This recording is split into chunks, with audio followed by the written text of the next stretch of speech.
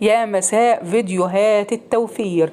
بما اننا بقى داخلين على شهر رمضان الكريم كده، ينعاد عليكم الايام بخير يا رب، وبصحة وسعادة وسلامة باذن الله على الجميع يا رب، وعلى الامة الاسلامية كلها، اللهم امين يا رب العالمين. هنخش بقى على فيديو جميل جدا، وفيديو بقى توفير التوفير. يلا بينا نبدأ كده وننزل المقادير بتاعتنا زي ما احنا شايفينها قدامنا دلوقتي. نقول المقادير بتاعتنا، يلا بينا.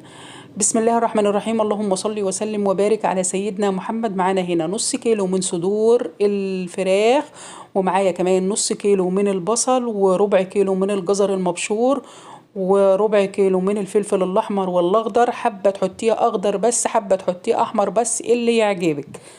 ومعايا كمان الجديد هنا كوباية عدس بجبة مسلوقة ومتظبطة زي ما انتوا شايفين كده، كوباية كبيرة خالص كده حلوة تملى العين. معايا بقى حلة هنا على النار، هنزل بالمادة الدهنية بتاعتي ايا كان بقى، زيت، سمنة على زيت، اللي موجود عندك ومتاح عندك اشتغلي بيه. نبدأ بقى وصفتنا كده، ونبدأ الخطوات بتاعتنا، ونشوف اول نزولنا هتكون ايه. طبعا انا هنا نزلت بالفراخ، وهقول لكم ليه نزلت بالفراخ. احنا هنا لما بنعصج اللحمه المفرومه بننزل اول حاجه بها البصله.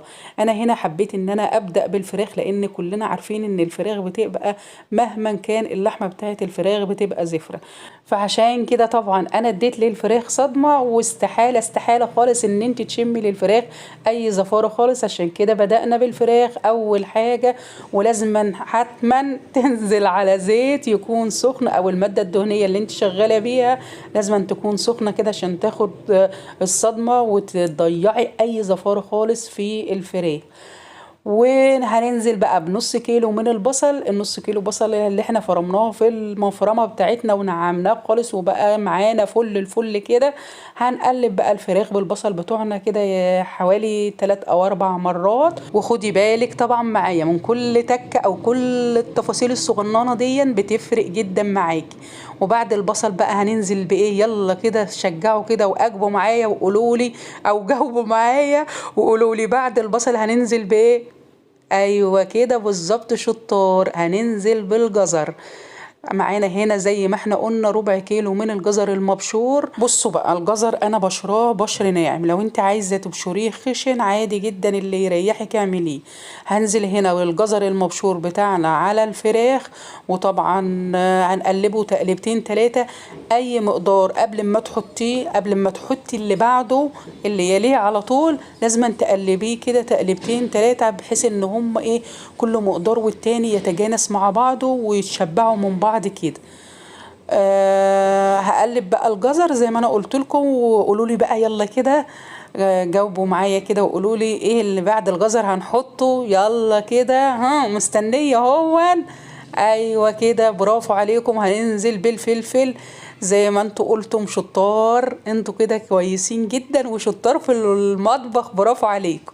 بصوا بقى، انا حابه ان انا اقول لكم على حاجه بسيطه جدا.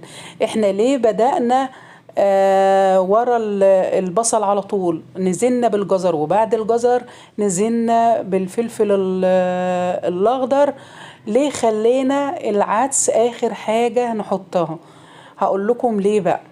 عشان طبعا الجزر ني والفلفل ني، لكن العدس احنا كنا سلقناه قبل كده، وانا قلت لكم ان العدس مسلوق في المقادير. عشان كده حطينا العدس بتاعنا اخر حاجة. يلا بينا بقى نضيف العدس، هو ده اخر مقدار لنا، وهنقلب بقى تقلبتين كويسين كده. وتعالوا بينا نشوف بقية المقادير اللي احنا هنضيفها للخلطة السحرية السرية الجميلة الموفرة جدا دي، وهتعمل لنا كذا وجبة وكذا وصفة. يلا بينا نشوف.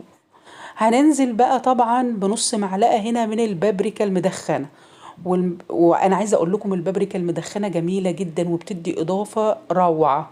وهننزل هنا بنص معلقه برضو من الفلفل الاسمر. وهننزل بقى بالملح والبهارات بتاعتنا كده، ال7 بهارات. بعد ما نزلنا بقى بالبهارات بتاعتنا والملح وظبطنا كده الحدق بتاع الحشوه بتاعتنا، عايزه اقول لكم بقى هنديها كمان اضافه جميله، وهي النص معلقه من الفلفل الحار. او الهريسه الحاره دي اختياري مش اجباري. حابه ان انت تحطيها عادي جدا، مش حابه خلاص. حابه ان انت تضاعفي الكميه برضو زي ما يعجبك. انا هنا نزلت بنص معلقه بس. هنقلب بقى الحشوه بتاعتنا الجميله دي كلها مع بعض كده، ومش هنخلي فيها ولا نقطة مية خالص. هنخليها كده على نار هادية وتشرب المية بتاعتها. بصوا بقى، وتبقى معانا احلى حشوة.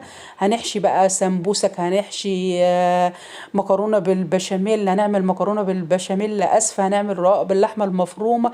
اللي عايزة تعمليه كله بالحشوة الجميلة بتاعتنا دي اللي هي موفرة. وعايزة اقول لكم من نص كيلو لحمة، اسفة نص كيلو صدور الفراخ رمى معانا كمية قد ايه، اللهم بارك، تعمل لنا كذا وصف. ومش بس كده، كمان احنا علينا القيمة الغذائية بتاعتها بالخضار اللي احنا ضفناه للفراخ. وطبعا ما تنسوش فوائد العدس، كلها مكونات وكلها مقادير في منتهى الروعة. وعايزة اقول لكم طعمها جميل جدا، واضافة بقى للطعم القيمة الغذائية عالية جدا. الوصفة دي ما تتفوتش بجد بجد، توفير التوفير، وهتعتمدوها بإذن الله في كل حشواتكم. يلا بقى اشوفكم على خير. الفيديو بتاعي خلاص انتهى، لكم مني احلى تحية واحلى سلام. سلام.